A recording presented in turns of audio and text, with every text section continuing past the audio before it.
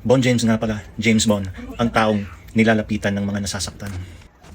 Ito ay kwento ng babaeng magpapasagasa sa akin sa daan. Mabilis akong magpatakbo sa daan, ngunit pinilit kong ang preno ay aking tapakan. Dahil may babaeng humarang sa akin at sinubukan niyang na ang buhay niya'y wakasan. Umiiyak habang sinasabi ang mga katagang, "Habok ko na, kapuyo na ako." Yun ang aking natatandaan. Kaya't minabuti kong itabi siya sa daan. Mga numero ng kanyang mga pamilya ang nais kong malaman. Dahil alam kong ang pinakaligtas na lugar ay ang kanyang tahanan. Ngunit labis na paghihinagpis ang kanyang kasagutan.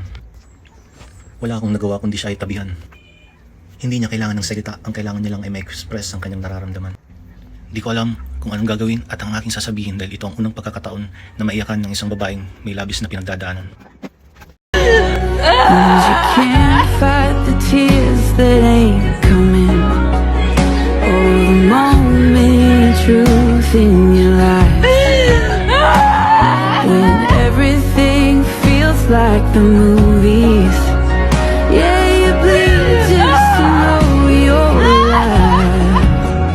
And I To the beautiful stranger, alam ko hindi na rin naman tayo magkikita pero ipinanalangin ko sa Panginoon na sana yakapin kanya sa pamamagitan ng kanyang likhang kalikasan, sa taas ng bundok, sa lamig ng ulan at dagat, sa ganda ng kulay ng kalangitan, sa pagpapatuloy mo sa iyong buhay ay mapagtanto mo yung iyong kahalagahan. Dahil ang pagsubok sa buhay ay dinadaanan lang. Dahil ang halaman ay namumulaklak pagkatapos ng unos sa tulan.